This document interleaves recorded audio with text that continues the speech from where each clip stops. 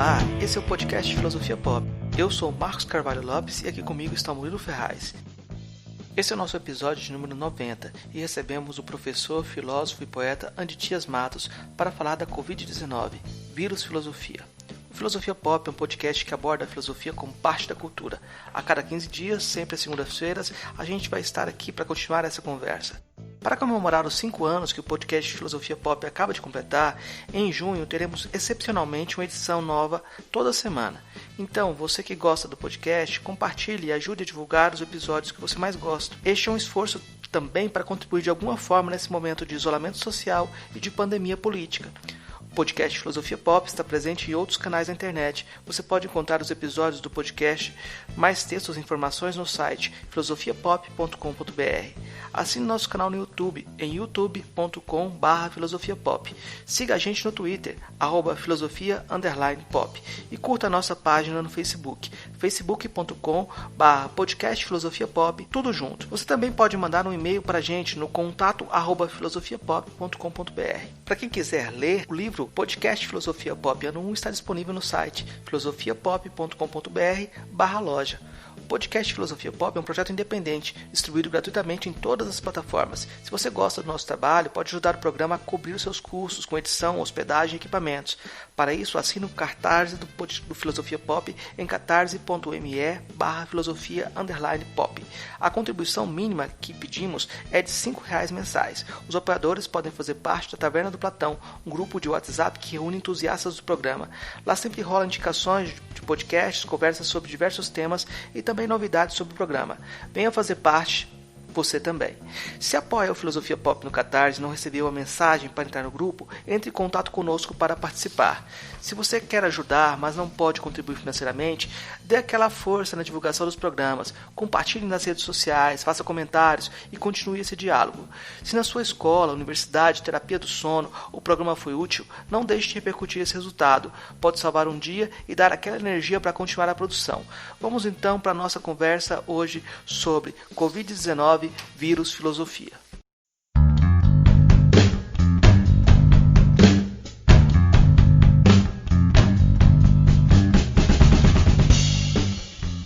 Hoje a gente recebe o professor Anditias Matos. Ele é graduado em Direito, mestre em Filosofia do Direito e doutor em Direito e Justiça pela Universidade Federal de Minas Gerais e em Filosofia pela Universidade de Coimbra. Atualmente leciona na Faculdade de Direito da UFMG. É autor de diversos livros, o mais recente sobre a questão da Covid-19, o vírus da filosofia, a filosofia do vírus. A gente vai conversar um pouquinho sobre essa última obra do professor Anditias. Professor, o que a filosofia tem falado sobre a Covid? Como o senhor vê essas respostas da filosofia sobre a pandemia? Boa noite a todos vocês, é um prazer estar aqui para conversar um pouquinho sobre esse livro de lançamento recente aí na Espanha. E esse livro é um livro escrito em coautoria, né? Escrevi junto com um filósofo catalão chamado Francis Garcia Collado, que já é meu parceiro de pesquisa já há muitos anos. A gente tinha acabado de lançar um outro livro, antes de explodir essa pandemia de Covid-19, nós tínhamos lançado um livrinho que se chama Para Além da Biopolítica. E aí a gente explorava alguns conceitos que a gente entendia e, de certa forma, vinham trazer um discurso mais complexo, né, nesse início de século XXI, a essa estrutura, essa tradição que a gente conhece da biopolítica, que inicialmente formulada por Foucault, mas depois atraiu uma série de outros autores, né, como Agamben, Roberto Espósito, especialmente italianos, né, italianos e franceses. Mas a gente entendia que essa forma de analisar o mundo, né, através das lentes da biopolítica, ela certamente é adequada, mas ela precisava ser, de alguma maneira, reformulada, né? A gente lança nessa obra conceitos como biopotência, bioarquia, bioemergência, e aí acontece, né, de o livro ser lançado e praticamente uma semana depois começa na Espanha a epidemia e fechamento das livrarias, a impossibilidade de lançar o livro, a impossibilidade de fazer qualquer coisa diferente daquilo que tinha sido posto na Espanha, né, no Brasil poucos dias depois, como o cenário da pandemia. E ele, conversando com o Francis por Skype, assim como a gente está conversando aqui agora, surgiu a ideia de, né, porque o livro ele vai nascer, esse primeiro livro vai nascer já, de certa forma, desatualizado, uma vez que é um livro sobre biopolítica e não fala nenhuma linha sobre Covid-19, sobre pandemia, sobre as novas formas de controle, as novas formas de subjetivação que surgem com essa pandemia, sobre as rotas de fuga possíveis, né? Sobre os aspectos positivos e negativos, enfim. Então surgiu a necessidade interna, assim, para nós dois, de começar a escrever alguma coisa sobre a pandemia com base naqueles conceitos, com base naquelas ideias, né? Principalmente desses três conceitos, biopotência, bioemergência e bioarquia, que a gente estava desenvolvendo nesse outro livro, que foi lançado, etc. E aí acabou que a gente começou a escrever, e virou um livrinho, né? Virou uma obra, assim, escrita tanto na Espanha quanto no Brasil, sobre aspectos filosóficos da pandemia de Covid-19. E continuando um pouco assim na sua questão, você me pergunta como é que a filosofia vê, né, como é que a filosofia vê a pandemia. É algo que me incomodava também, essa questão, não só com o Francis, mas com diversos outros amigos, também professores na área de filosofia, seja filosofia pura, seja filosofia do direito. A gente fez um esforço, assim, especialmente na época que estava escrevendo o livro, esse é Filosofia como Vírus, né, fez um esforço de tentar ler o máximo de textos possíveis desses filósofos célebres, conhecidos aí como o próprio Agamben, né, o Badiou, o Zizek, uma série de filósofos, Mbembe, Butler, que estavam todos escrevendo, e estão todos escrevendo até hoje sobre a pandemia, desde textos curtos até pequenos livros. E o que me incomodava profundamente nesses autores, apesar de muitos deles trazerem aspectos relevantes, corretos, interessantes, críticos, sempre, né, a filosofia tem sempre que ser crítica, o que me incomodava é que eles tentavam encaixar a pandemia dentro dos seus construtos, né, dentro das suas teorias, dentro das suas compreensões anteriores da realidade. Né? É como se existisse uma teoria geral e essa teoria servisse para qualquer coisa, então eu vou tentar pensar a pandemia de acordo com aquelas estruturas que já foram dadas no meu pensamento. E é isso que me parece inadequado. Eu acho que a pandemia, ela representa um evento, né? Um evento novo, um evento inesperado, um evento intrusivo e invasivo, de larga importância em todos os aspectos da nossa vida, uma filosofia que se queira, uma filosofia do seu tempo, que não seja meramente uma filosofia que pretende justificar alguma coisa ou determinar uma forma de ação, uma filosofia que queira pensar o seu tempo problematicamente, criticamente, ela tem que se arriscar a lidar com o presente, com o presente radical, né? E aí tentar construir novas estruturas, tentar construir novas formas de pensamento, claro que não do nada, né? Baseado numa tradição já dada, baseada numa certa linha de pensamento, mas tentar ver o evento pandemia de Covid-19 como essa dimensão nova que ele tem, e não simplesmente encaixar num pensamento já dado. É isso que a gente tenta fazer nesse livro, né, que se chama, o segundo livro agora, em coautoria com o Francis, que se chama O Vírus como Filosofia, a Filosofia como Vírus. Eu achei muito interessante na abertura do livro você usar a imagem do Thanos, personagem da Marvel, desse vilão de uma série de filmes recentes, né? E todo o discurso malthusiano que ele tem sobre a morte como necessária para a renovação da vida.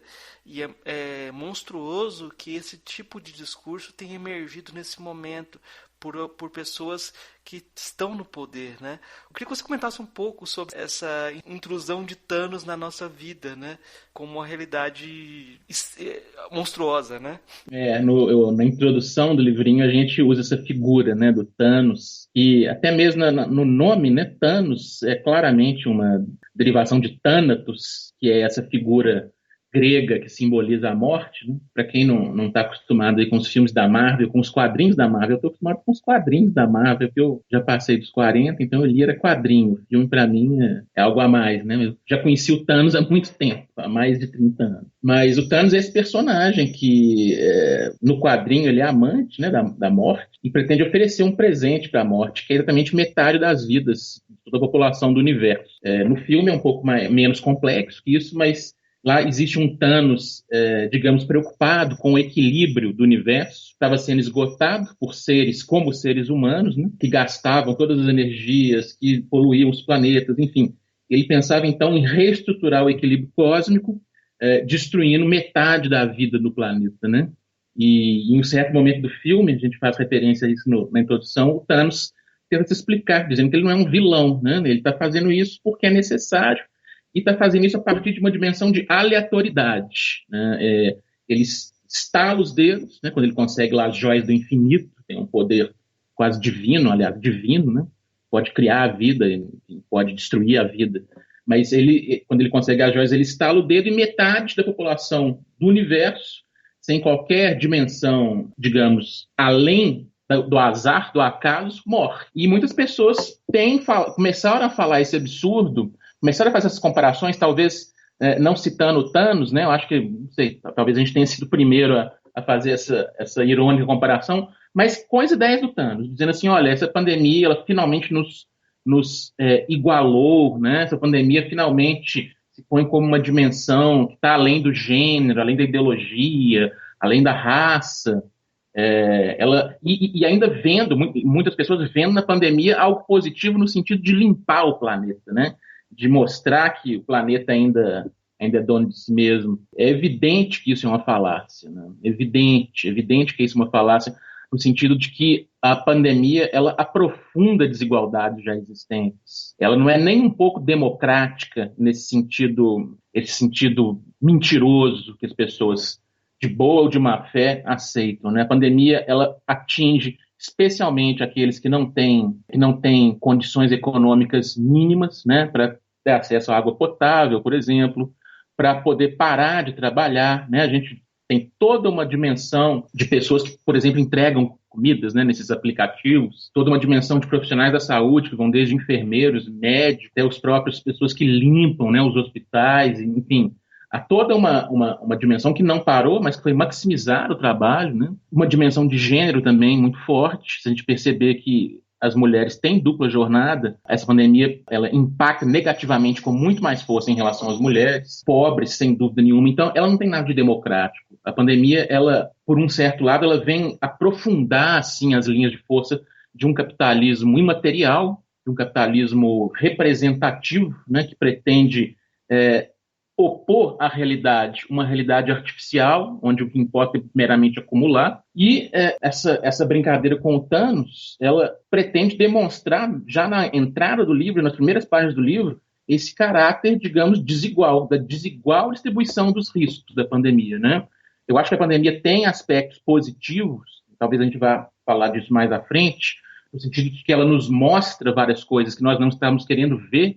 Ela tem o papel de realizar aquele choque filosófico, né, do qual falava o Walter Benjamin, mas ela também é um nicho de oportunidades para o crescimento de um certo capitalismo, né, para o crescimento de uma certa forma de exploração, de uma certa forma de mediação e de afastamento dos seres humanos. Então, nesse sentido, eu entendo que a pandemia ela não é em si positiva nem negativa, mas que ela está longe de representar uma espécie de igualdade, né? Ela está longe de representar qualquer aleatoriedade nesse sentido, porque ela ocorre num mundo que já tá separado de si mesmo, né? Num mundo onde as pessoas já estão separadas de si mesmas por vários elementos, como sexo, raça, gênero, poder econômico, né? Foi basicamente essa ideia inicial assim, que a gente teve com o Thanos, de mostrar que não é. O capítulo que você faz referência que chama O Sonho de Thanos, né?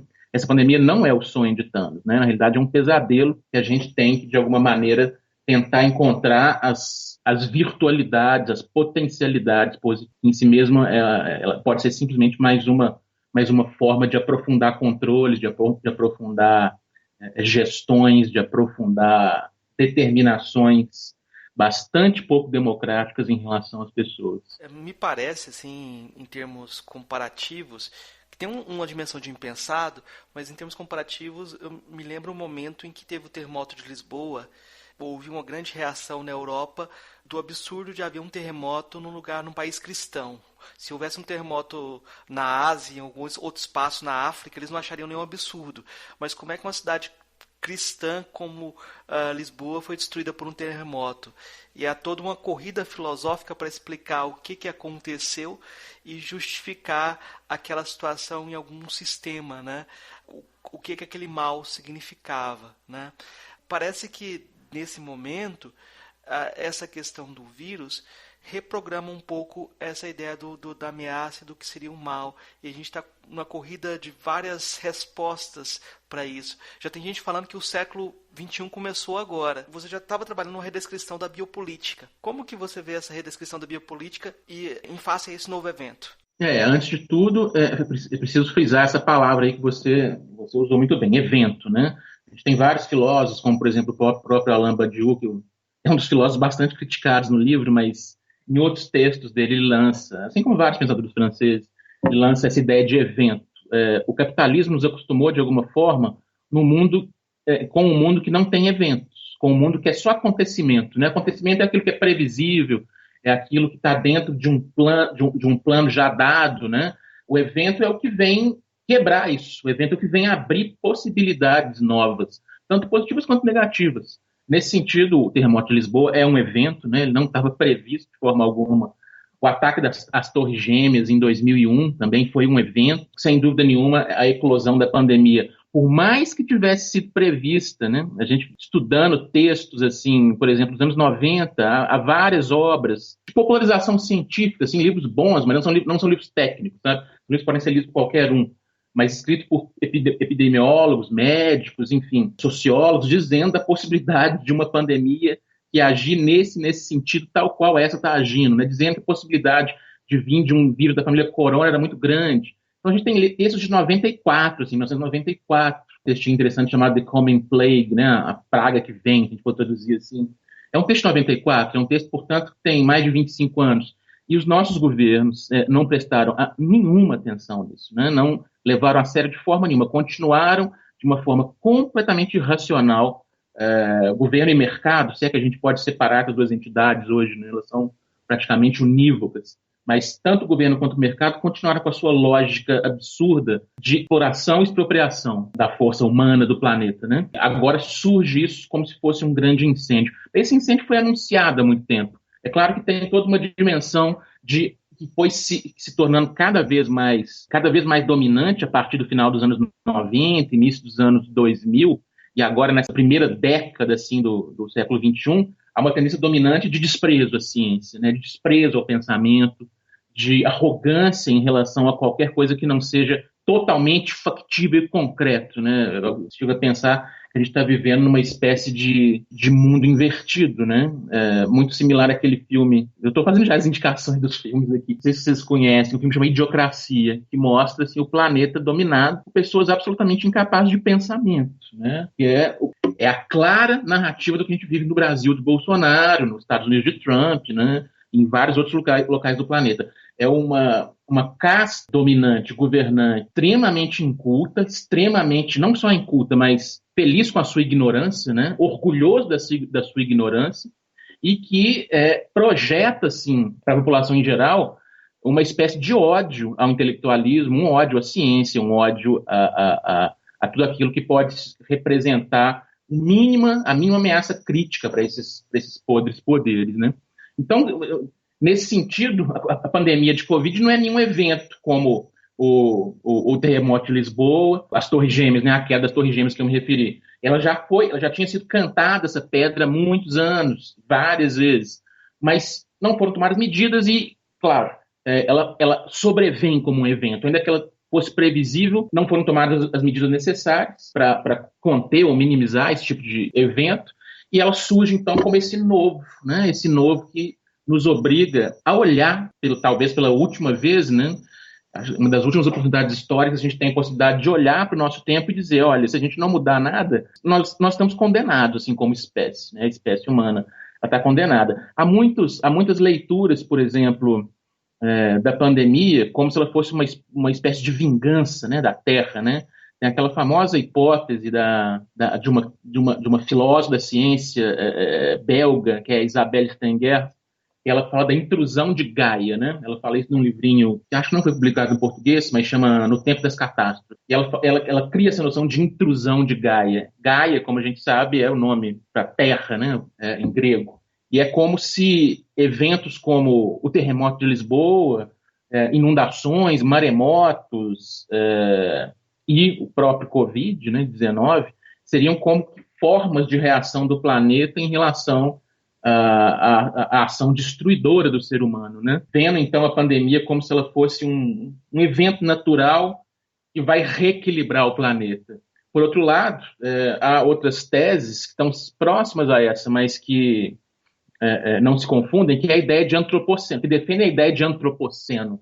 Também uma corrente importante na filosofia, no pensamento crítico, no pensamento em geral, nesse início de século, né? A ideia de antropoceno é que nós, seres humanos, antropos, portanto, do grego, né? Nós passamos a representar uma espécie de força geológica da Terra, né? Nós não somos mais objetos passivos da natureza, como os demais animais.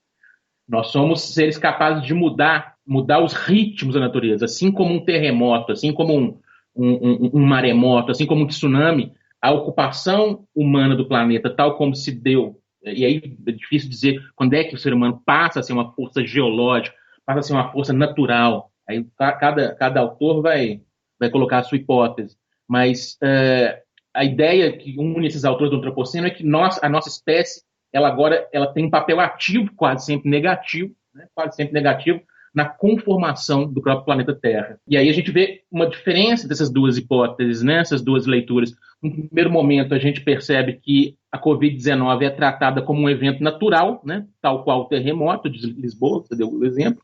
E no segundo momento, a gente percebe que ela só surgiu, a Covid-19, graças à ação humana, né? Então ela seria muito mais um elemento cultural do que natural. Ela surgiu graças à ação humana que é capaz de forma consciente ou inconsciente, dar à luz, né, a uma doença como essa. A gente sabe que os estudos mais recentes dizem que a pandemia surgiu de morcegos, ou de pangolins, ou de não sei o quê. Mas esses animais, eles só podem transmitir essas doenças ao homem na medida em que nós destruímos os hábitats naturais deles, né? Nós destruímos as selvas onde eles moram, né? E trazemos esses animais para o nosso convívio. Então, nós temos essas duas tentativas de pensar a pandemia e nenhuma das duas me parece adequada. É aquilo que eu estava te dizendo no começo. Como é que essas teorias, as duas surgiram muito antes da pandemia, como é que elas tentam enxertar assim, a pandemia dentro da sua estrutura de pensamento e dizendo, não, a pandemia é algo natural, não, a pandemia é algo cultural, né, algo que tem da ação humana. Entendo que para conseguir pensar razoavelmente essa pandemia, a gente tem que perceber que o tempo que a gente vive, que muitos autores chamam de pós-moderno, etc., não quero entrar aqui nessas discussões que são às vezes bizantinas, mas o tempo que a gente vive é um tempo que se caracteriza pela suspensão ou pela indiferenciação ou pela mescla dessas categoriazinhas que eram muito claras, né, no pensamento, digamos, mais clássico, né, na noção de sujeito e objeto, a noção de bem e mal, a noção de interno e externo, a noção de natural e cultural, né? A pandemia ela não é apenas cultural, ela não é apenas natural, ela é um misto, ela é um monstro nesse sentido de mescla de elementos naturais e culturais. Uma outra categoria, né, que informa o nosso pensamento, que é totalmente posto em xeque pela pandemia, é a noção básica de vivo e não vivo, né, de vivo e morto. A gente discute essa ideia, né, que o vírus, para muitos autores, ele não é um ser vivo, né, porque ele não tem metabolismo próprio. Essa seria a explicação assim, de alguns biólogos, né? Mas para outros, pelo fato de ele poder se reproduzir, ele é um ser vivo. Então, que é mais evidente para nós, que é mais fundamental para o nosso pensamento, que é separar o vivo do não vivo, isso já não é mais possível com essa entidade aí tão antiga e ao mesmo tempo tão pós-moderna que é o vírus, né? Então a gente tem que saber pensar no limite, aceitar esse desafio de pensar nos limiares, não de tentar encaixar um conceito dentro de uma estrutura já dada, mas ver como é que o evento, né, como é que o evento pandemia, ele subverte essas díades, subverte essas formas tradicionais de pensamento, exigindo então um pensamento capaz de pensar limiares, capaz de pensar no limite. A gente pode dizer pensar no limite e pensar com paresia, né? Porque parece que todos os filósofos ficaram nus diante da pandemia. Todas as pessoas que filosofam, homens, mulheres, filósofos, todos os pensadores ficaram numa situação nova, né? E tendo que lidar com ela de forma diferente. Aí vocês, já desde o início, trouxeram essa noção de paresia, dessa fala sincera, essa fala verdadeira, esse enfrentamento aos poderosos. E eu acho que aí eu queria só provocar para a gente retomar a ideia do vírus, mas como o vírus aparece no título também, como uma crítica e uma redescrição também da filosofia, da atividade filosófica, né? Muito, muito legal você ter notado isso. Para mim é uma questão central assim, a noção da parresia, né? Esse termo aí, para quem não conhece ainda, é um termo próprio do mundo grego, né? Que foi estudado muito vagar assim, pelo Foucault, nos últimos anos dele, ele dedica pelo menos 2 cursos assim no Collège de France e vários outros textos a estudar essa noção de parresia, né? O que é parresia? É exatamente o falar franco, é essa possibilidade que é dada ao sujeito, ou que ele toma para si, de falar a verdade e se pôr como garantida a sua verdade, né? A parresia não é simplesmente um falar verdadeiro, como se eu fosse dono da verdade, como se eu conhecesse o que é a verdade. Não. O falar verdadeiro da poesia, da parresia, tem a ver com a forma como se põe, né? Eu estou falando aquilo que eu acredito mesmo. Se é verdade ou não é, não tem, é outra questão. Mas eu não estou enganando, né? Eu não quero convencer ninguém. Eu simplesmente estou dando testemunho da minha verdade. E aí o Foucault coloca essa questão já no último livro, né? A Coragem da Verdade, que é um dos mais bonitos também. A Coragem da Verdade, que é exatamente uma forma de definir a parresia, né? A parresia se dá de várias formas ao longo da história e tal, mas o Foucault vai localizar nesse último livro, melhor dizendo, a parresia que é daquele que está ameaçado, né? Daquele personagem que, para dizer a verdade, ele se coloca numa situação de risco. O risco é fundamental na parresia.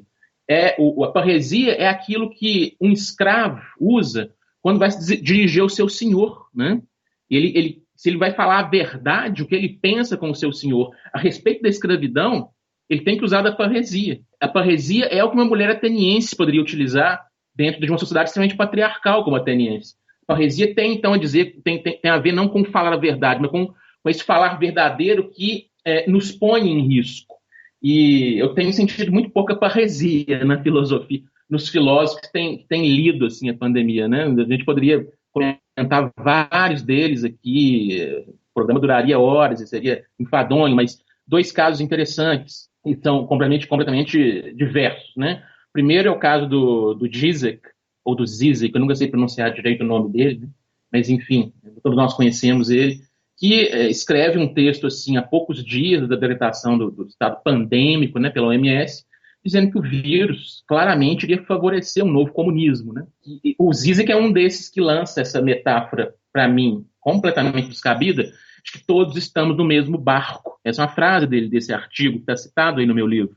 Eu acho assim completamente estranho, né, um marxista, alguém que se diz marxista, dizer que a pandemia põe todo mundo no mesmo barco, né? As diferenças econômicas, as diferenças de poder econômico e político, elas são determinantes para a sobrevivência na pandemia. Não estamos no mesmo barco, os barcos são completamente diferentes, né? E dizer que a Covid ela vai, de alguma maneira, criar laços de fraternidade globais e abrir a via para um novo comunismo, gostaria muito que fosse assim, mas não me parece que os fatos, que as evidências demonstrem isso, né?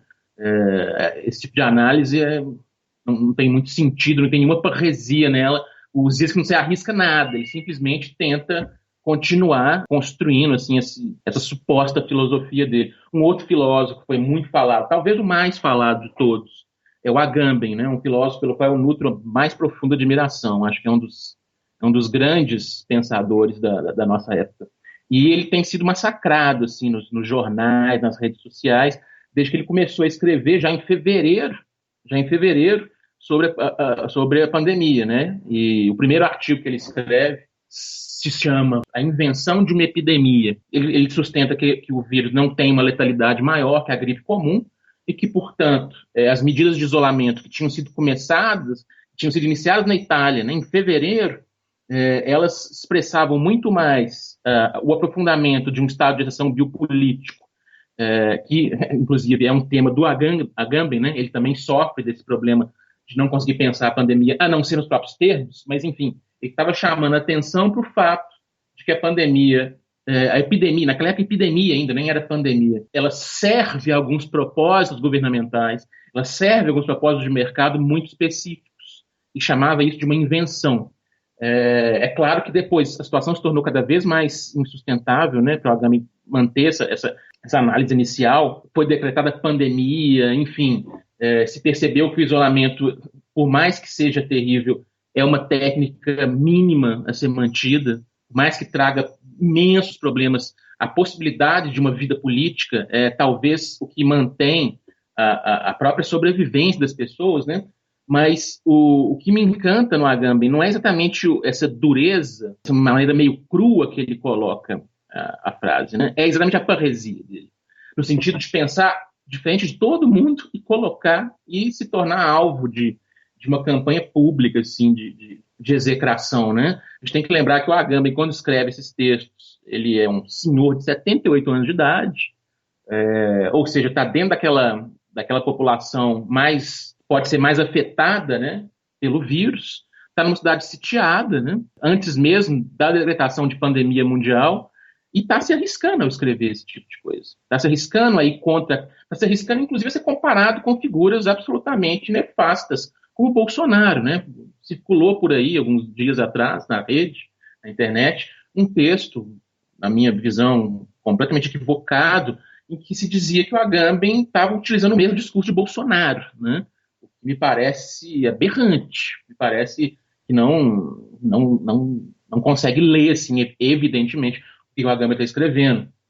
E o argumento de fundo do Agamben, né, para além de todas as limitações que ele, como todo e qualquer filósofo tem, o argumento de fundo nesses artigos, que são quase 10, está publicando quase um por semana, enfim, um argumento de fundo me parece muito interessante, me parece muito defensável. E o argumento é o seguinte, né? Nós nos sujeitamos a esse estado de exceção, nós nos sujeitamos ao isolamento social, nós nos sujeitamos a essa epidemia previsível, mas que não foi prevista, porque para o ser humano contemporâneo, para o homem contemporâneo, o único elemento que tem valor, algum valor, é a mera vida biológica, né? Toda a dimensão afetiva, toda a dimensão da memória, toda a dimensão da tradição, da política, nós aceitamos docilmente, né, abrir mão disso tudo e manter nossa vida biológica. Então, o Agamben está trazendo à tona uma tese, que é uma tese já desenvolvida há mais de 20 anos no projeto Homo Sacer, dizendo como é que nós vivemos tempos impolíticos, né? Que a política é exatamente essa arte do risco. A política é exatamente essa arte da contestação, da crítica, da oposição, e que tem em vista uma série de valores que não são unicamente guiados pela noção de vida biológica. Nós nos tornamos, assim, seres que só nos importa a vida nua, a mera sobrevivência. E aí a gente liga com Hobbes, né? E diz o seguinte, olha, pessoas estão preocupadas só com a sobrevivência, pessoas estão preocupadas só em manter a vida biológica, não criam democracias. As pessoas criam tiranias, né? Como o Hobbes nos demonstrou com clareza. O medo é um afeto, que diferente de outros afetos negativos, como o pânico, por exemplo. O medo é um afeto que em nenhum momento cria sociedades democráticas, em que haja respeito entre seus membros. O medo ele só pode criar ditaduras. O medo só pode criar autocracias. E ainda que sejam autocracias, ditaduras diferentes de todas aquelas que nós vimos se desenvolver historicamente, né? A gente vive hoje uma ditadura efetiva bioárquica, em que todas as possibilidades se põem ou se depõem, tendo em vista esse elemento da vida biológica. É uma espécie de animalização, no sentido negativo desse termo. Essa situação em relação aos filósofos e a posição dele em relação ao momento me fez lembrar dois autores. O Kant escrevendo o que é esclarecimento num jornal, né? E essa intervenção no jornal dele sendo depois destacada pelo Foucault, né? Que depois escreve em jornal sobre a Revolução do Irã. E é muito criticado pelos escritos dele contemporâneos à Revolução do Irã, né? e fica um tempo sem escrever para reformular a sua forma de perceber e de lidar com os conceitos, a concepção de poder, etc. Né? Parece que é um risco que as pessoas têm que correr para poder melhorar, para poder filosofar, né? E as pessoas não querem correr esse risco, talvez seja o risco da autonomia, né? Diferente de do mero iluminismo, né? Um risco da praça pública, né? Eu fiz esse comentário só para complementar aquilo que você estava dizendo. A gente partiu dessa imagem de estar no mesmo barco. Eu entrevistei há pouco tempo o professor Severino Goenha, que é um filósofo moçambicano, e a gente partiu justamente do contrário. Nós estamos nas mesmas águas, mas em barcos totalmente diferentes, que é uma imagem do Martin Luther King, né? Nesse sentido, as medidas de controle da pandemia são diferentes de espaços para espaços, né? A gente pode falar do modelo europeu, do modelo asiático ou do modelo africano, por exemplo, que não há as medidas de restrição, não fazem o mínimo sentido no tipo de comércio ou no tipo de sociedade, no tipo de Estado que existe em África, né? Eu queria que você comentasse um pouco sobre essa disputa sobre modelos de controle, né? Como que você descreveu essa relação, né? Então, é muito legal. Só quero fazer um comentário sobre o seu comentário antes, que achei legal também. Essa questão, né, do filósofo diante do tempo presente. Isso para mim é muito importante, né? Aqui em Belo Horizonte, na UFMG, Universidade Federal de Minas Gerais, a gente tem uma linha de pesquisa na pós-graduação, junto com outros colegas, que a gente, entre outras coisas, a gente estuda aquilo que eu chamo de filosofia radical, né? Filosofia radical, assim, como assim? Toda filosofia não é radical? Não. A filosofia universitária deixou de ser radical há muito tempo, né? Porque ela se nega exatamente a pensar o presente. O que nós temos muitas vezes são professores, isso é muito, muito claro no Brasil, brilhantes, né? Que são especialistas em obras de autores extremamente complexos, como Marx, como Deleuze, conhecem tudo, falam várias línguas, né? Têm vários contatos, mas que não são capazes de pensar a realidade, não são capazes de pensar o momento dado, né? Eles realizam aquilo que o Hegel aconselhava, de certa maneira. Tem uma imagem no Filosofia do Direito do Hegel, né? Isso podia ser num livro sobre filosofia do direito, que é a imagem da ave de Minerva, né? Você deve conhecer a ave de Minerva, que é uma espécie de expressão legal, assim, para coruja. Coruja é a ave de Minerva. Ele fala que a filosofia é como a ave de Minerva, que só chega ao fim do dia, né? A coruja só sai para caçar no fim do dia. Quando o dia já acabou, quando o espetáculo do dia já se pôs, pode-se então fazer filosofia, porque os fatos já foram dados. Então eu vou passar por uma espécie de interpretação dos fatos. Eu não posso interpretar os fatos enquanto eles estão ocorrendo, porque eu não tenho a imagem do todo, né, do inteiro. Isso é muito importante para o Hegel, sabemos muito bem disso. Eu acho que é exatamente o contrário do que o Hegel diz. Filosofia é aquilo que se põe no limite. Filosofia é um pensamento sem pressupostos, que aceita errar, por exemplo, né, que aceita se reformular, que aceita reconstruir. Esses dois exemplos foram ótimos, né, tanto do Foucault com a Revolução Iraniana e do Kant, né, do que é ilustração, né, do que é iluminismo. Eu agregaria mais um exemplo que eu acho muito bom, que é o do Marx, desenvolvendo toda uma teoria sobre o capital, sobre revolução, sobre socialismo, e quando ele vê, explodir a Comuna de Paris, né? E ele rapidamente escreve artigos de jornal magníficos, né, que depois vão ser reunidos em livro, mas que são, em muitos aspectos, contrários às teorias que ele vinha desenvolvendo até então, né? E ele vê naquela eclosão de realidade, ele tem essa capacidade de passar a refletir naquele momento. Então, eu acho que isso que falta muito hoje em dia. Mas não vou ficar batendo nessa tecla, porque senão eu não respondo a sua questão sobre os modelos, que é uma questão também muito interessante, né? Se criou essa espécie de dualismo, né? De duas maneiras de combater o vírus. É claro que existem muitas mais, mas para simplificar, existiriam dois modelos que vão se replicar, vão se misturar, mas dois modelos, digamos, puros, né? O primeiro seria o modelo soberano, europeu, né, que é aquele que se baseia fundamentalmente na gestão de territórios. Então, assim, eu fecho aeroportos, né, eu fecho fronteiras, eu fecho pessoas dentro de casa. É um modelo que o Foucault já tinha descrito lá no Vigiar e Punir, por exemplo.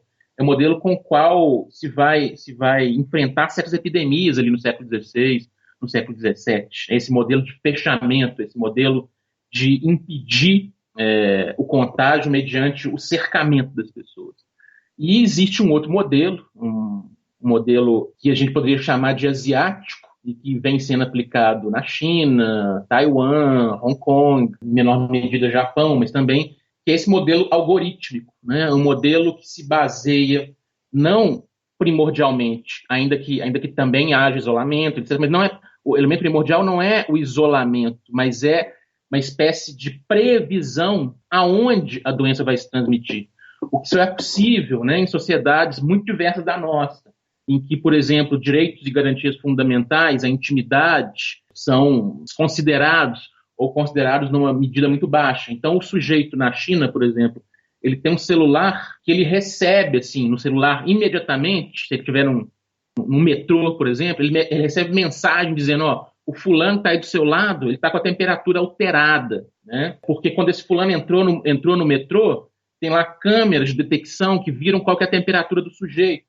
Isso vai para uma rede e, enfim, é capaz de monitorar, né, cada um em tempo real e efetivamente sabendo qual é a temperatura do sujeito, se ele está doente ou não, se ele esteve próximo de pessoas que foram contagiadas nos últimos dias, nos últimos meses, né, se um sujeito sai na rua durante um isolamento, possivelmente um drone vai perseguir esse sujeito e dizer, olha, você não pode sair, vai multar esse sujeito.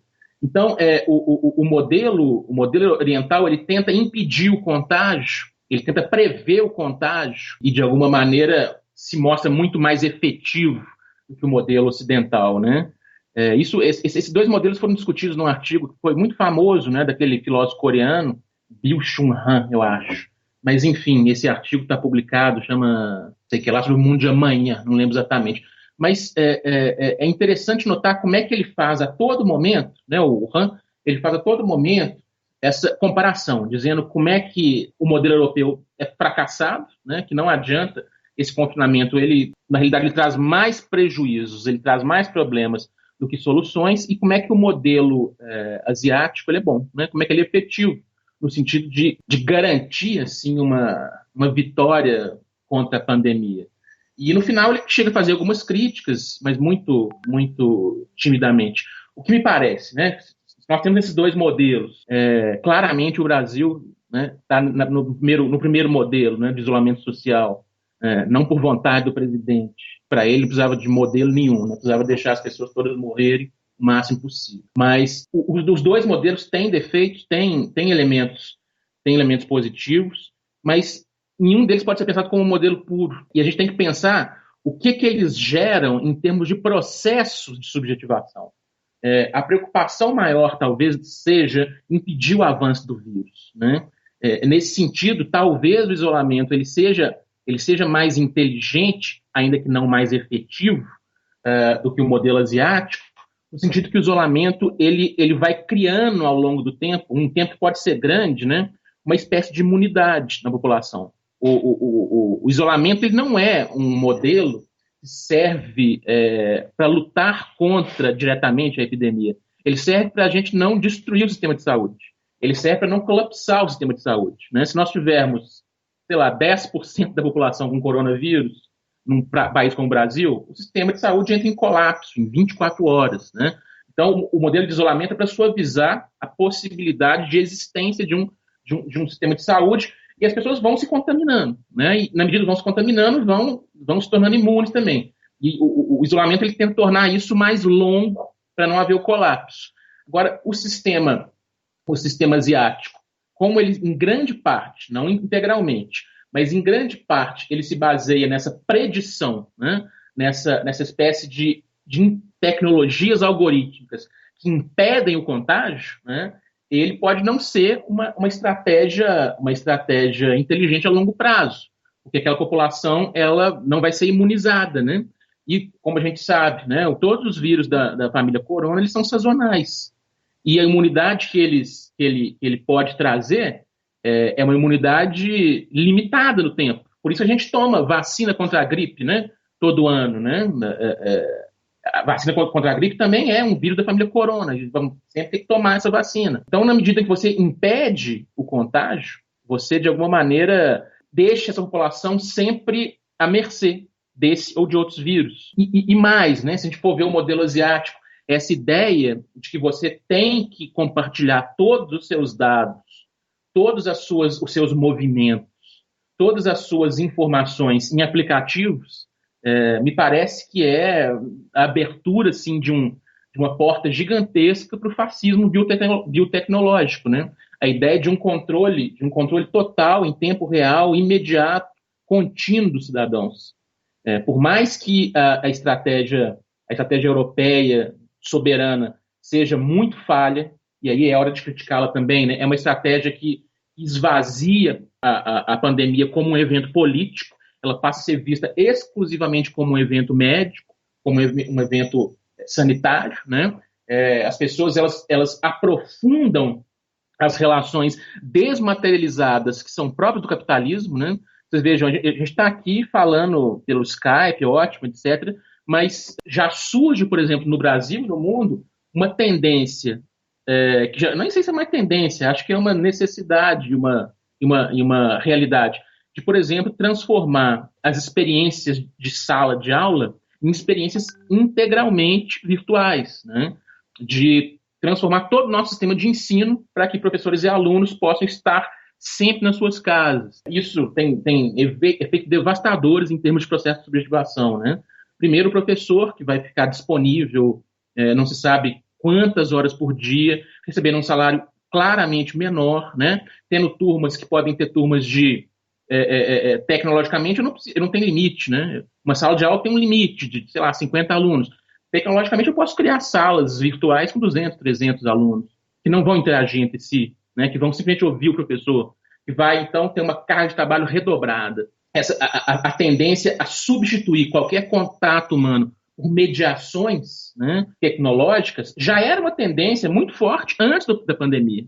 Agora, com a pandemia, ela recebe uma espécie de desculpa, recebe uma espécie de razão, recebe uma espécie de legitimação dos poderes constituídos, né? Não é segredo nenhum, né, que o atual ministro da Educação pretende aprofundar ao máximo assim, o ensino à distância no Brasil. A pandemia é uma desculpa perfeita para isso, né? Ninguém vai dizer que ele está de má fé, mas vai dizer que é algo necessário.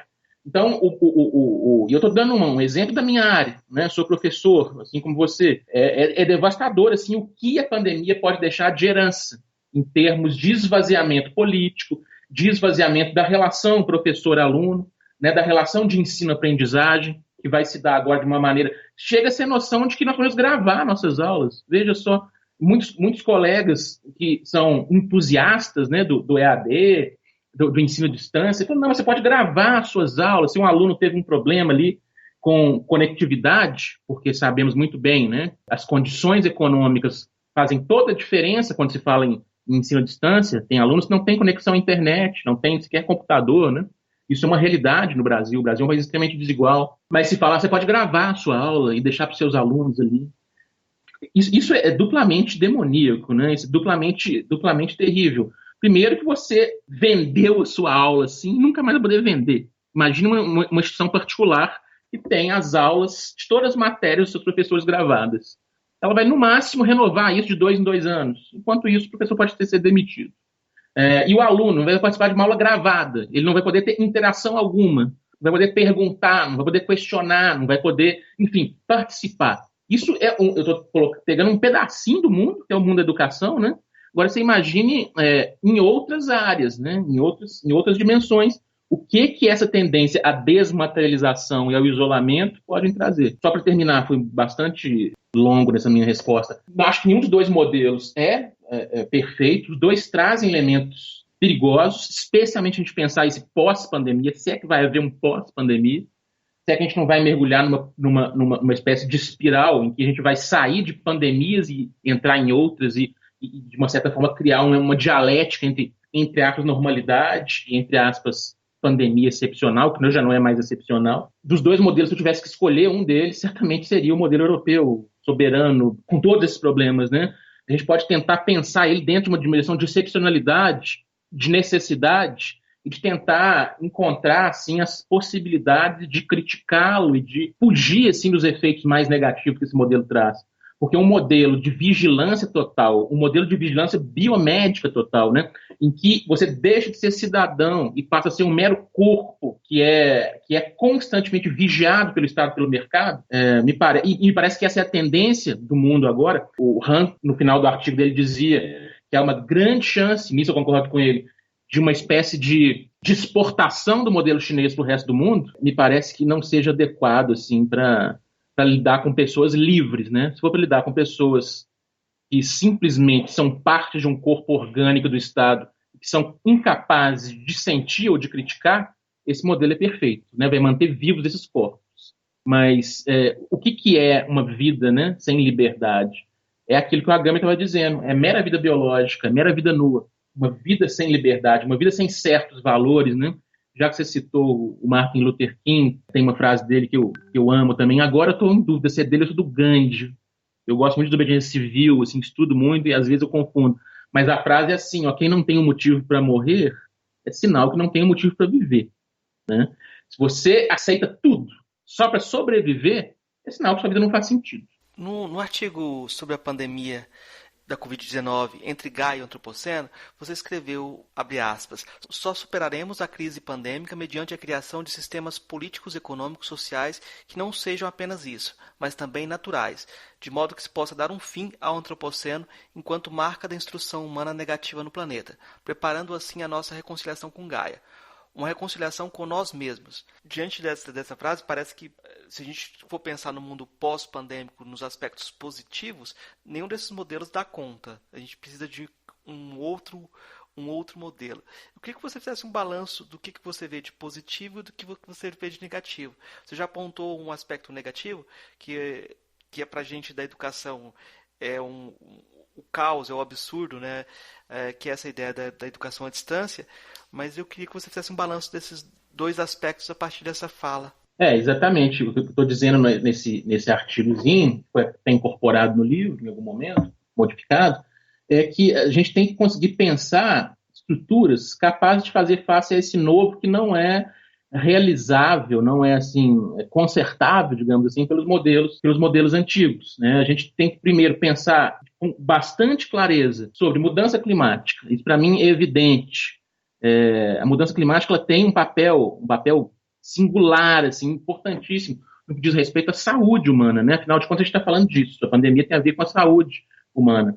Há estudos assim, desesperadores que mostram que o aquecimento global ele não vai apenas assim, submergir algumas cidades e criar mais bolsões de pobreza no mundo, né? Ele vai fazer algo muito, muito, muito impensado para nós. Ele vai derreter gelos árticos, geleiras árticas que existem há milhões de anos. E nessas geleiras tem vírus que a gente não pode nem imaginar o que eles são, né? São verdadeiras caixas de Pandora, né? Quando abertas, a gente não sabe o que vai acontecer. Então, pensar numa relação muito mais positiva, no sentido de construtiva com o meio que a gente vive, com a casa que a gente vive, que é o planeta, né?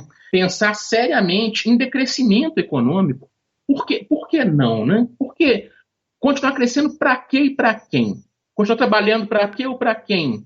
A gente vê na pandemia quais são as preocupações dos governantes. A preocupação é voltar à normalidade o mais rápido possível. Que normalidade é essa? Qual é a normalidade de um planeta em que 1/3 da população não tem água limpa para beber, né? Qual é a normalidade de um planeta em que intensas violências de gênero, de sexo, de raça, de classe são cometidas dia a dia, né? Qual é a normalidade de um planeta em que 10 ou 15 famílias mundiais detêm mais de 80% dos recursos? Isso não são dados reais, né? Não é, então não tem um negócio que eu sempre me lembro assim de um livro, mas é um livro de um filósofo espanhol, e ele põe lá num certo momento assim, vocês imaginam, é um livro muito bem escrito, muito, muito didático, ele fala assim, vocês imaginam quanto que é necessário, quanto em termos de dinheiro que é necessário para acabar com a sede no mundo, né, com as pessoas que não têm água potável para beber? Vocês imaginam quanto que é isso? Ele responde 29 bilhões de dólares anuais. 29 bilhões. É muito ou pouco 29 bilhões de dólares anuais? Ele dá a resposta que para mim é estarrecedora. Eu fiquei realmente muito chocado com isso. 29 bilhões de dólares é o que só os americanos gastam anualmente na compra de refrigerantes, né? Então a gente vê que a gente não é exatamente um problema econômico que determina a pobreza e a miséria no mundo. É um problema ético. É um problema que tem a ver com as nossas estruturas, né? Com estruturas que foram criadas para explorar muitos, né? Para explorar o todo e garantir vantagens e privilégios para uma pequeniníssima, cada vez menor minoria. Então, e essa minoria não consegue sobreviver sem os outros, né? Nós somos uma espécie que só consegue sobreviver interconectada. Então não adianta você se fechar no seu bunker nazista e pensar que o mundo pode se explodir, porque o humano é fundamentalmente comunitário, né? A gente só conseguiu, a nossa espécie frágil, Homo sapiens, né, só conseguiu sobreviver a vários obstáculos e a vários desafios naturais porque passou a colaborar um com o outro, né? Desenvolveu linguagem, por exemplo, que é o que há de mais comum, ou seja, o que há de mais comunitário no mundo. Não existe uma linguagem privada, né? Não existe uma linguagem minha, do Anditias. A linguagem é sempre construída em comum. São essas tecnologias do comum, essas tecnologias que estão muito além do público e do privado, mas que perpassam a nossa vida. Coisas assim que a gente nem percebe como a linguagem é que tornam possível a nossa sobrevivência, e não só a nossa sobrevivência, né? A nossa vida com felicidade, que é importante, que é o que importa, aliás, no planeta. Então, pensar que o nosso sistema capitalista não se sustenta mais, pensar que é preciso tratar a questão climática, tratar a questão natural, em sentido amplo, com seriedade, perceber que o sistema político-econômico ele não está aqui para nos auxiliar ou para nos garantir nada. Ele é um sistema que se põe enquanto uma estrutura determinada por interesses privados. Eu acho que a pandemia tem esse elemento positivo, assim, de nos fazer ver as coisas como elas são, de demonstrar com clareza, por exemplo, não que não fosse claro, né, mas a posição do Bolsonaro ela é evidentemente coerente com tudo aquilo que ele falou ao longo da campanha dele. Se tem uma coisa que a gente não pode criticar no Bolsonaro, é o cumprimento das promessas de campanha dele. Tudo que ele falou que ia fazer, ele está fazendo. Então, ou seja, não é nem um pouco. Eu vejo bolsonaristas arrependidos pensando, nossa, mas como é que pode, né? O presidente não faz nada contra a Covid-19, quer que as pessoas voltem ao trabalho, enfim. Mas é o que ele é. É isso que ele é. Ele não está mentindo. Ele disse isso claramente. Então, a pandemia, ela traz à tona, não só no Bolsonaro, no Trump, mas no mundo em geral, ele traz à tona o que esse mundo capitalista é. É um mundo de exploração, né? As pessoas mais fragilizadas continuam trabalhando. Então, aí os entregadores de comida, para dizer, para colocar só uma classe, né? Uma classe não, um segmento de classe. A pandemia nos traz clareza quanto ao que nós somos e ao que nós podemos ser, né? Se nós não construirmos reais redes de solidariedade, reais redes de comunização, né, de tornar comum aquilo que foi privatizado pelos poderes políticos e econômicos, o nosso destino é realmente continuar nessa vida infeliz, nessa vida absolutamente sem sentido, nessa vida meramente biológica, como se nós fôssemos pilhas, assim, como aquela cena do Matrix, né? Nós fôssemos pilhas humanas que doam a sua energia para a manutenção de um sistema desumano. Eu acho que a principal vantagem da pandemia é epistemológica, né? Essa palavra difícil que os filósofos gostam de sempre citar, é de nos abrir os olhos, é de nos mostrar o mundo em que nós vivemos, de mostrar a insustentabilidade completa desse sistema. A sua fala, de certa forma, lembrou a fala do Lula, que foi tão criticada, né? Tem alguma semelhança. Comenta um pouco sobre isso, já que a gente tocou. Eu não concordo muito com a frase do Lula. Assim, em parte eu concordo, né? Vamos lembrar a frase dele. Ele disse que a pandemia foi bom ter surgido, né? Porque ela mostra às pessoas a necessidade do Estado, né?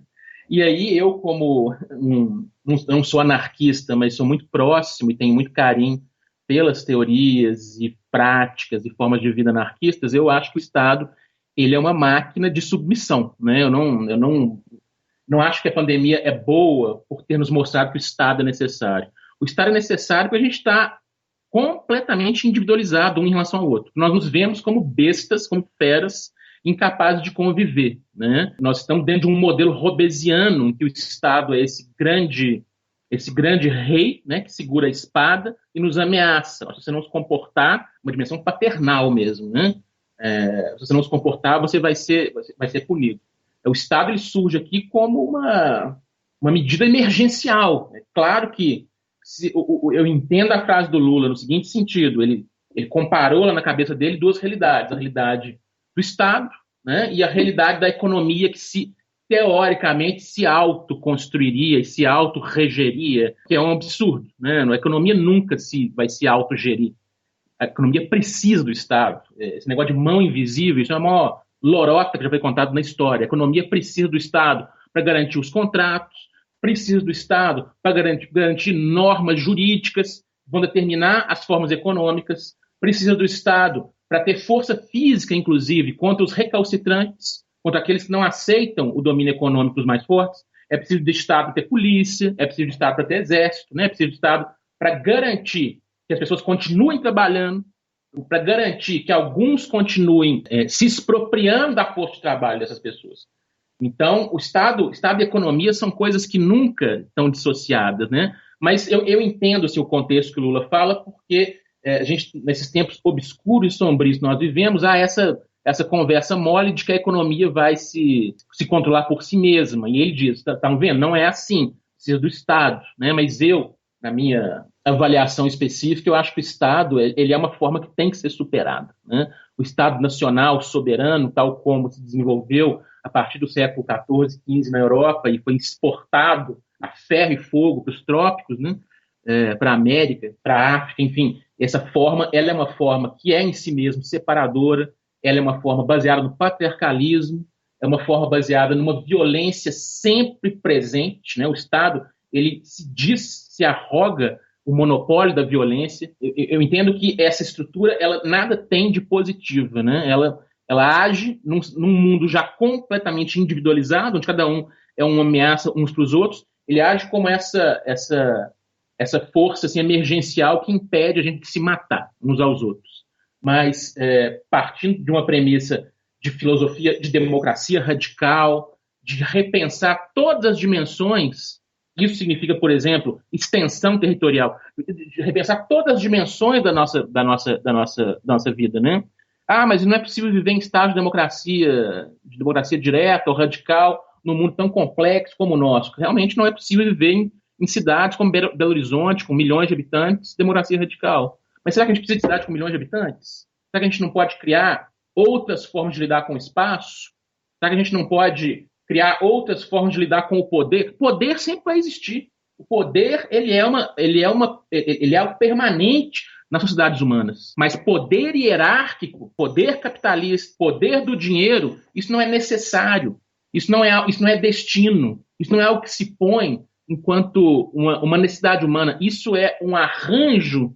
Esse é um arranjo específico que tem o poder capitalista uns 200 e poucos anos, 250 anos, né? Isso é um arranjo específico de sociedades específicas. E é um arranjo que não está dando certo, né? Não está dando certo o arranjo capitalista já há muito tempo. E essa pandemia comprova isso, né? Nesse sentido, eu compreendo a frase do Lula, mas não posso aceitar que uma defesa do Estado. O Estado, para mim, é algo a ser superado. Eu acho que aí vem uma crítica maior a essa religião do capitalismo e uma acomodação das coisas, que você faz essa crítica também. Me lembrou uma cena do livro Sábado, do Ian McEwan, em que o jovem personagem do livro faz uma oposição. Ele faz assim: quando eu penso na situação do mundo, no aquecimento global, quando eu penso na situação política, tudo vai mal. Mas quando eu penso na música, na minha namorada, no final de semana andar de skate, eu vejo as coisas bem, né? Parece que era possível fazer essa separação nesse estado de pandemia. Nesse estado de confinamento, as coisas se turbaram um pouco, porque eu vejo muitos entertainers, pessoas que trabalham com entretenimento, fazendo lives sobre política, né? Fazendo lives sobre questões que antes não eram relevantes. A questão é se as pessoas vão voltar para a situação anterior. Acho que o Sloterdijk fala disso também, né? A possibilidade das pessoas voltarem para a distração e não levarem em conta a possibilidade de mudança, né? Sim, é uma possibilidade, está em aberto, né? A última linha assim, que a gente escreve nesse livro diz sobre isso, sobre essas duas grandes possibilidades, ou grupos de possibilidades que estão abertas.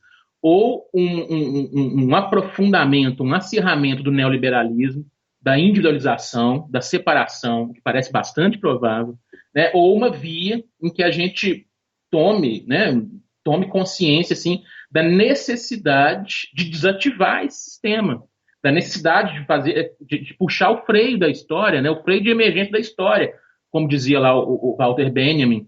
Então, isso tudo está em aberto ainda. É claro que, observando o mundo ao nosso redor, parece que a primeira possibilidade ela é mais provável, né? No sentido de aprofundar a gestão do capital, no sentido de aprofundar o domínio cada vez mais completo, não apenas dos corpos, né? Mas das subjetividades que habitam esses corpos.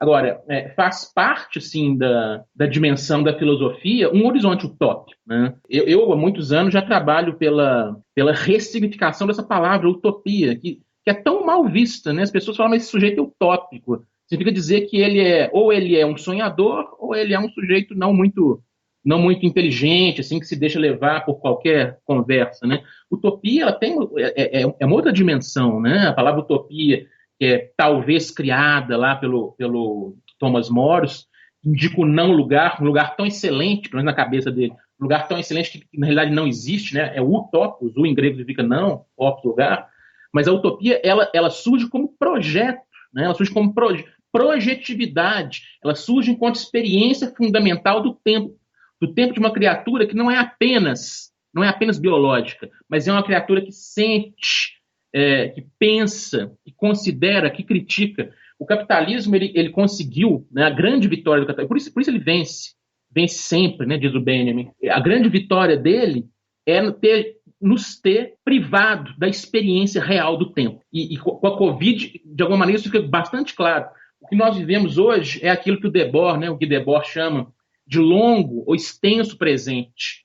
É como se o tempo não passasse. É como se o hoje fosse uma repetição do ontem e o amanhã vai ser exatamente isso também. Muitos amigos com quem eu tenho conversado durante a pandemia estão dizendo assim, os dias estão passando como se fossem horas, né? As semanas como se fossem dias, os meses como se fossem, sei lá, semanas. Então a gente está num tempo que parece não passar. Mas isso não é claro que com a pandemia se intensifica isso, né? Mas isso não é específico da pandemia. Isso é o regime do capital. O que o capital faz, fundamentalmente? E ele como você notou, como você falou anteriormente, ele é uma religião. Enquanto a gente não levar isso a sério, isso não é metáfora, isso não é uma simples ilustração, né? O capitalismo, ele é uma religião. Tem aquele belíssimo texto, né? O texto inacabado, um esboço, na realidade, do Walter Benjamin, Capitalismo como Religião, e ele demonstra ali, uma série de autores depois dele vem fazer isso. O capitalismo, ele tem um dogma, ele não tem um dogma, ele tem vários dogmas, ele tem efeitos mágicos, ele subjetiva as pessoas, ele tem a sua sacralidade, e como toda religião, pelo menos as religiões monoteístas, né?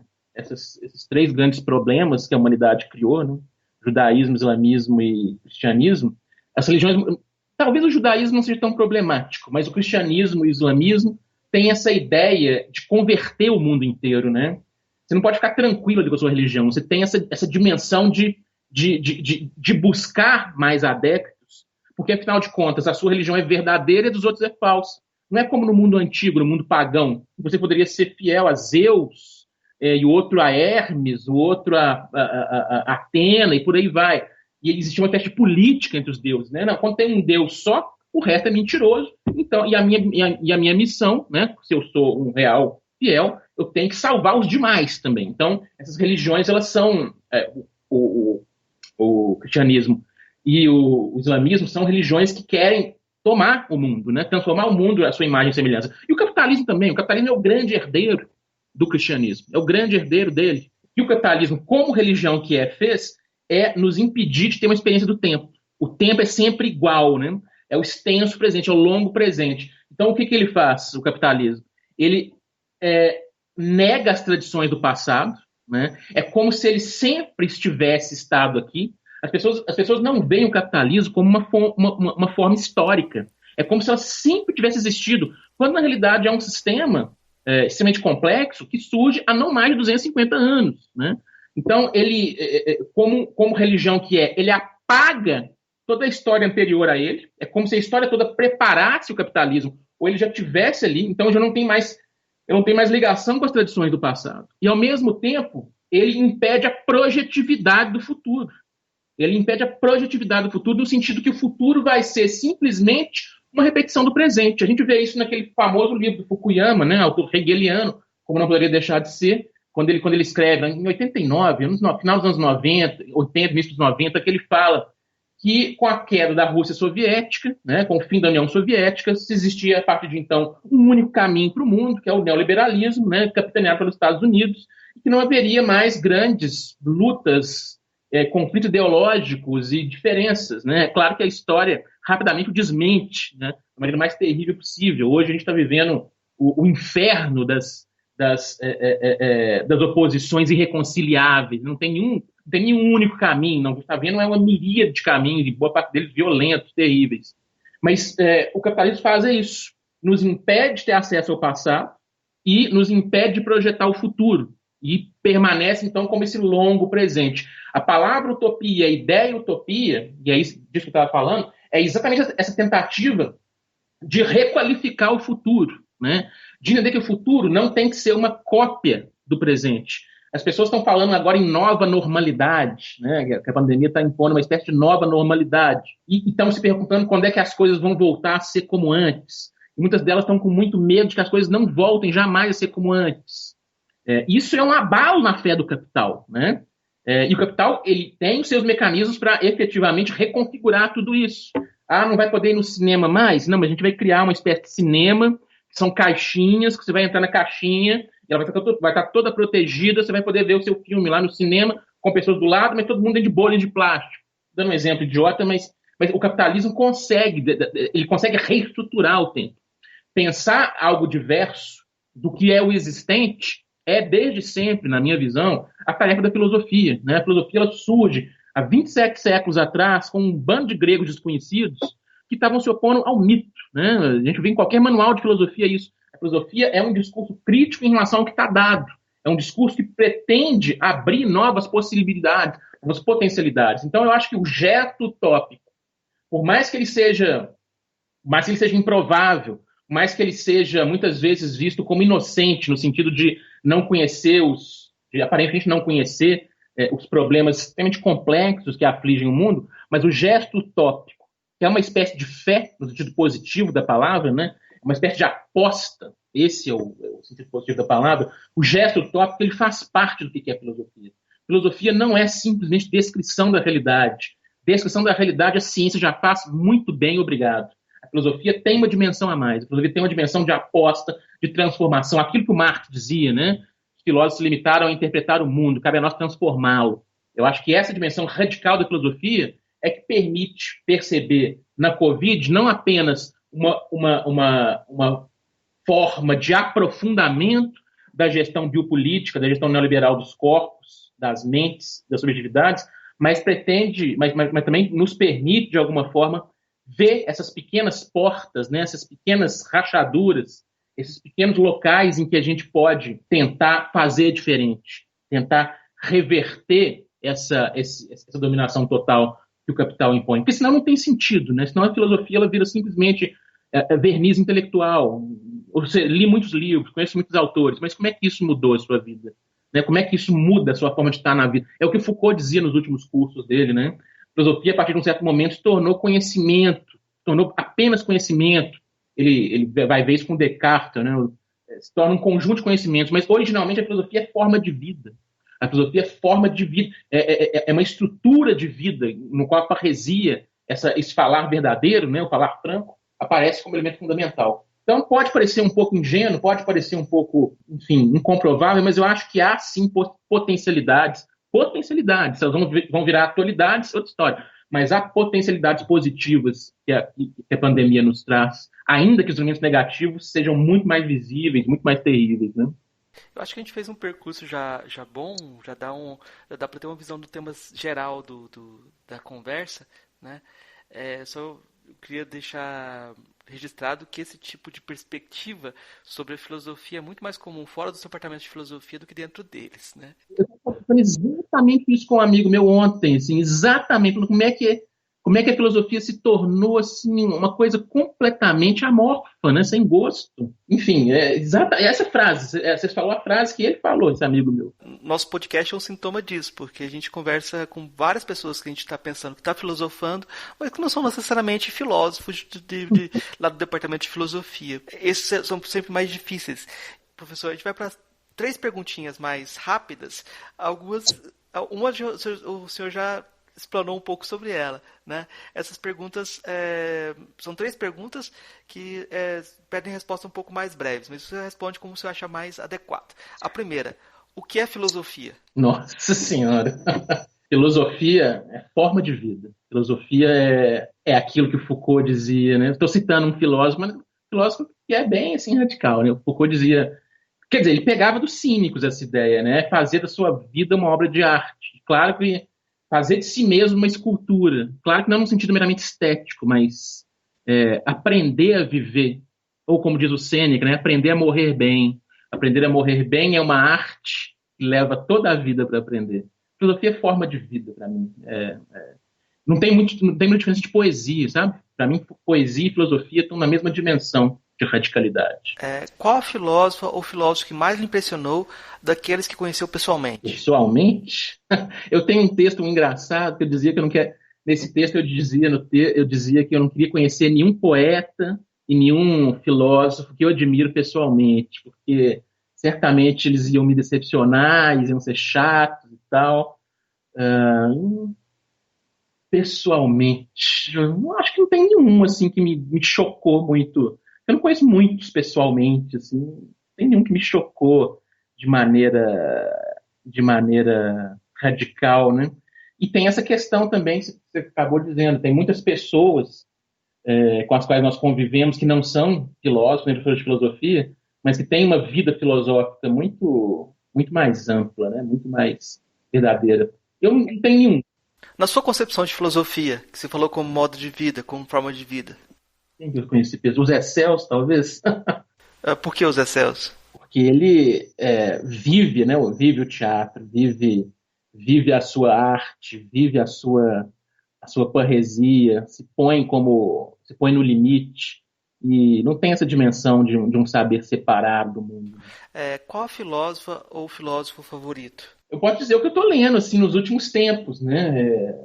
Talvez até no livro assim, eu gosto muito do que a filosofia italiana tem produzido nos últimos tempos. Tem vários filósofos brasileiros, latino-americanos que são queridos, mas eu tenho lido mesmo e tentado dialogar filósofos como Agamben, como Espósito, Negri, enfim. Eu sei que há toda uma dimensão própria desses filósofos, que é a Europa, né? E muitos deles, aliás, esses 3 que eu citei, não conseguem pensar assim as nossas questões, mas um dos desafios que eu me ponho para os meus orientandos e tento dividir com alguns amigos é não simplesmente jogar fora a tradição europeia, sabe? Pensar assim, mas eu vou pensar só em filosofia decolonial, com vários pensamentos, mas eu tenho que então esquecer tudo que a Europa escreveu. Não, eu tenho que aceitar o desafio de fazer pontes, né?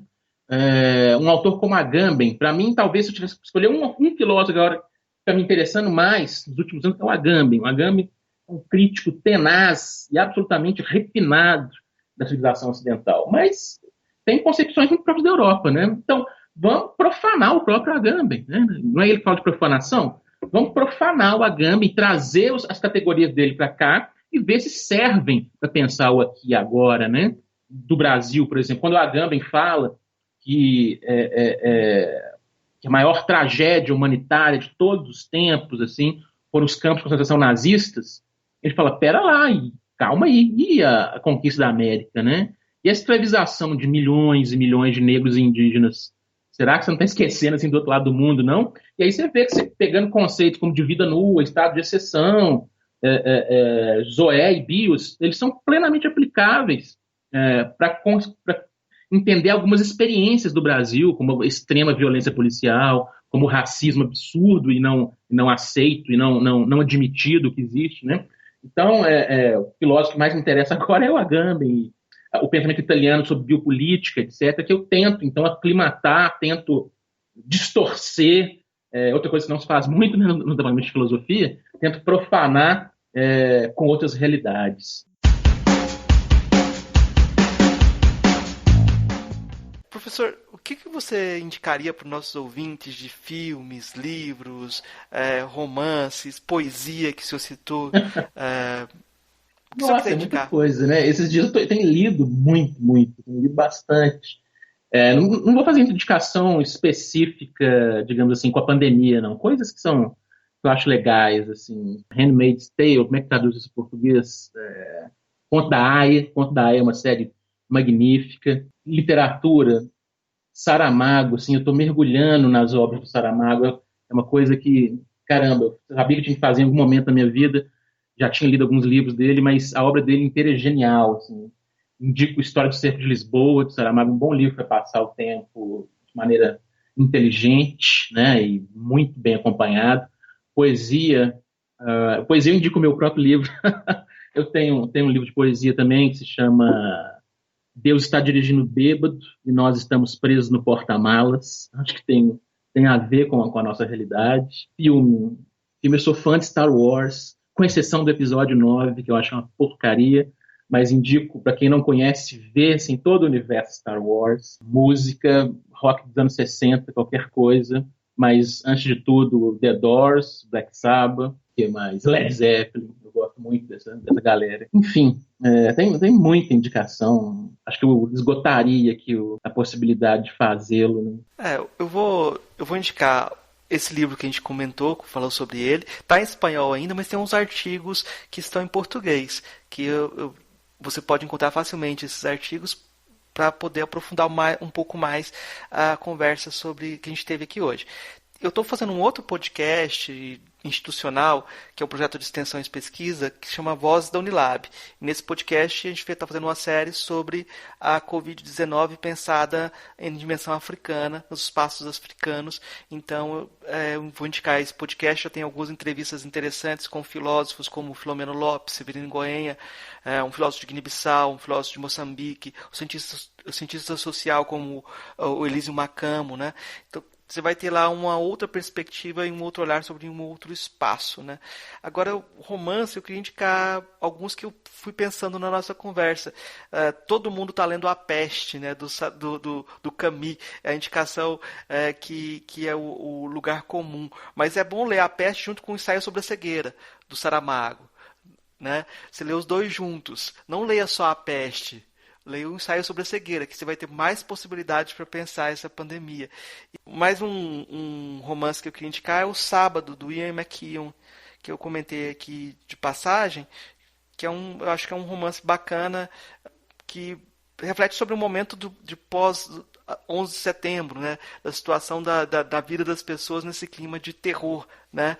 Mas eu acho que há uma democratização dessa percepção de perigo nas ruas, né?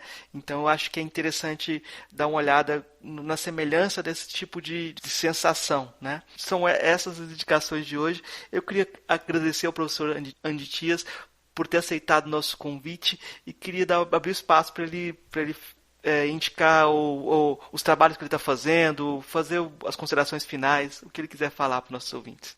Eu que te agradeço, Marcos. Foi para mim muito prazeroso tentar colocar essas ideias que estão no livro, assim, num tempo longo, assim, de uma hora e pouco. É difícil, mas eu acho que foi interessante, né? Eu acho que agradeço a os que ouviram até aqui. Esses textos que o Marcos citou, muitos deles estão na minha página, no academia.edu, né? Lá você vai encontrar vários textos em português, mesmo sobre a pandemia, algumas entrevistas. Esse livro está sendo traduzido, estou traduzindo o livro em português, espero que ele saia aqui no Brasil em algum momento. Eu acho que, não sei exatamente como deixar uma mensagem final, mas a mensagem é essa sempre nossa, né, de resistir e não perder, assim, a última coisa que nos resta, não é nem a esperança, né? A esperança muitas vezes é algo negativo, mas esse ânimo de não se deixar subjugar.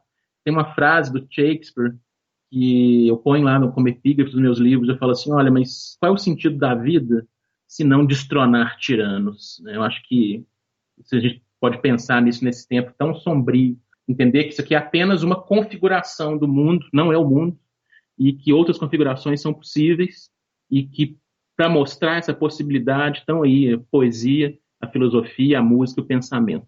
Então, muito obrigado a todos aí.